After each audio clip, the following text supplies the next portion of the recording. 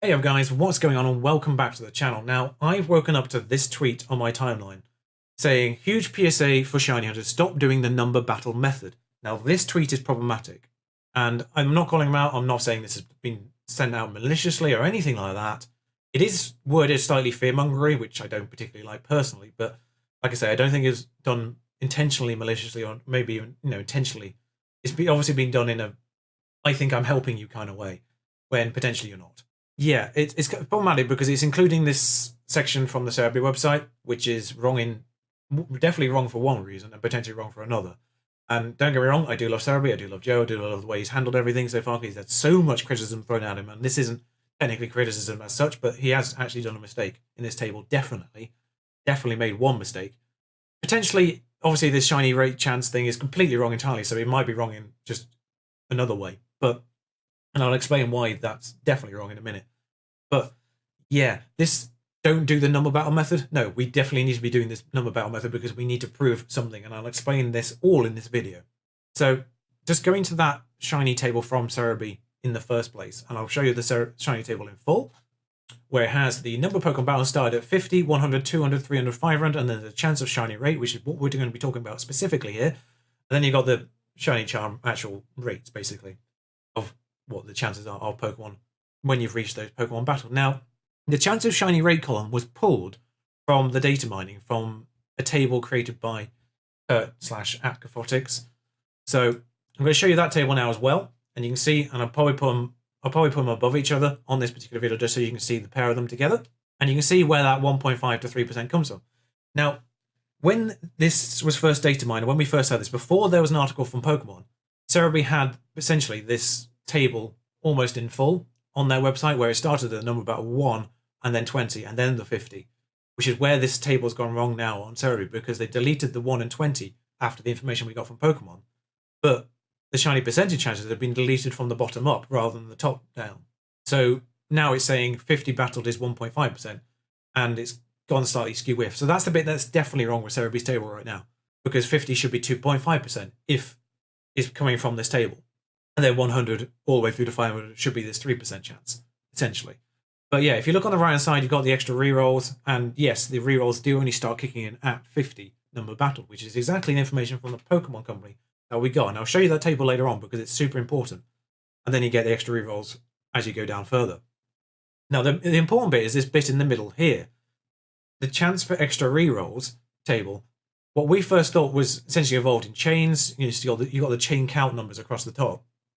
What we thought was you essentially needed a chain to get extra reroll chances. Turned out to be related to chain fishing and brilliant auras, not shiny chances. And now here's that table from the Pokemon Company, from the article that they gave us. I'm not showing you the chain fishing bit of it just because it's not super relevant for this, but just obviously trust me on the fact that you can find that article yourself. The bit going horizontally where it says chain bonus 2%, 5%, 10%, 25% at 25 plus chain is related to chain fishing and the brilliant aura chances. So my question is then, if we know that this table is about brilliant auras, why are we still including the first column of that as a shiny chance reroll? Why are we treating that? Why are we not treating that as brilliant aura, which it clearly also is? Because on this table that we got from the Pokemon Company, it says brilliant aura maxes out at 2 times chance at 100 battled, and 3 is 2 times 1.5. This first column is absolutely just brilliant aura as well. It's got nothing to do with shinies. And I'm saying this as someone who's done a physics degree and can't ignore the number coincidences here. Again, this is technically just my opinion. It's not been confirmed in any way, shape, or form other than what we've got from the Pokemon Company. So this is essentially just taking what we've got officially from the Pokemon Company and just applying some logic to the table that we got data mined in the initial place. And we thought this was about shiny extra rerolls. It's actually probably about brilliant auras. So why are we treating this 3% thing as a fact? And that's because we are seeing so many hunts go into the thousands, and we can't really tally that with the shiny chances that we should be having.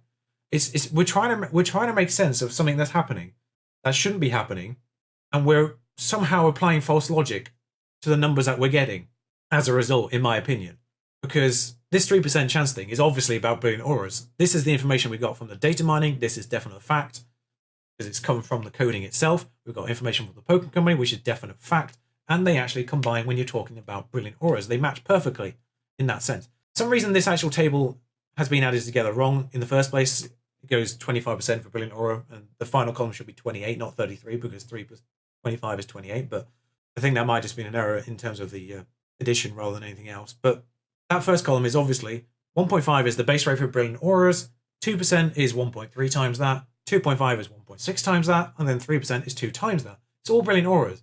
What we need to understand is we seem to have forgotten the title of the article that this information from the Pokemon came from.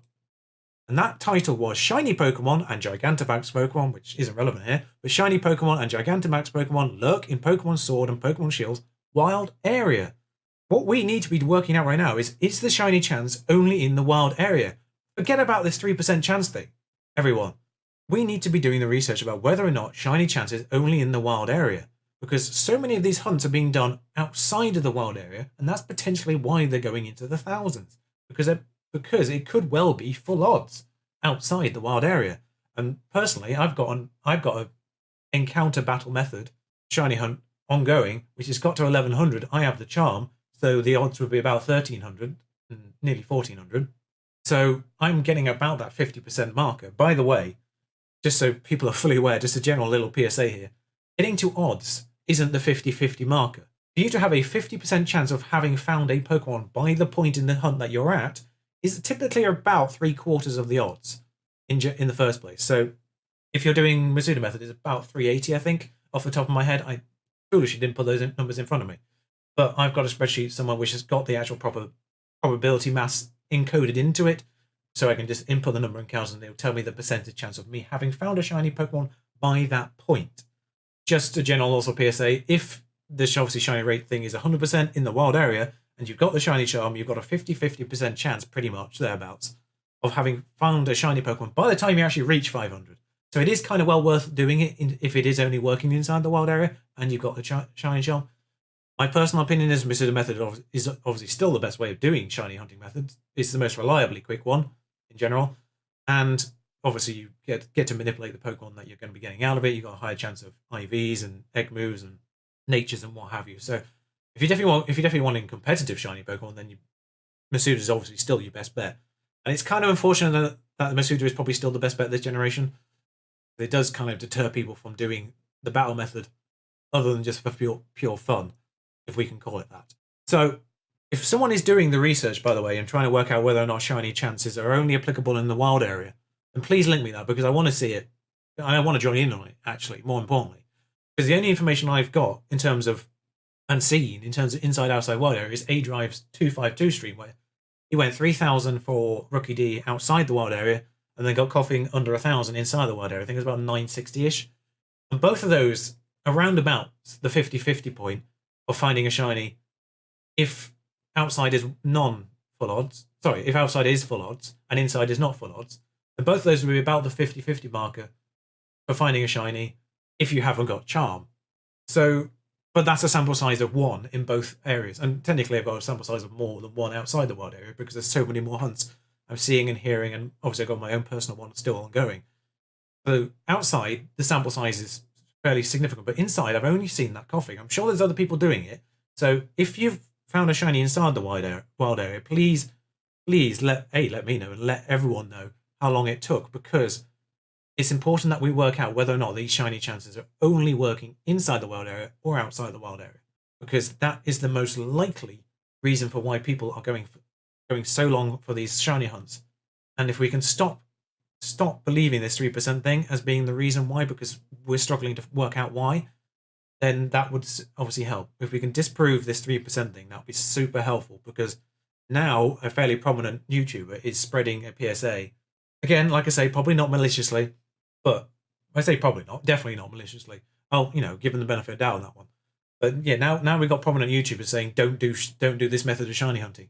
When in reality, it may just be the fact that this shiny method only works inside the wild area, because that's what the article was about from the Pokemon Company.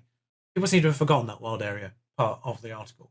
Anyway, so like I say, this is all still actually only just my personal opinion as someone who has worked with numbers and spreadsheets and things like that extensively in the past, and essentially whole degree revolved around tracking patterns and things. That's just my opinion of the information that we've been given and just putting it all together and what seems to be the most logical outcome of this. If you can spread this far and wide, just that'll be super helpful. Obviously, give it a like, give me a subscribe, whatever. Most of my content isn't Pokemon related, but I just had to do this video because I've seen this go around the community far too much and not be challenged. So someone had to say something. I did actually send this information and these thoughts to a prominent YouTuber, but it's not been shared beyond that point. And, not up to them. I just thought, it might be useful. Hopefully they may be able to share that opinion. It didn't go any further than them. And like I say, nothing on them. They didn't have to do it, but so now I've just got to do it myself, basically, and hope for the best. So if this could be shared in whatever circles you've got, that would be fantastic.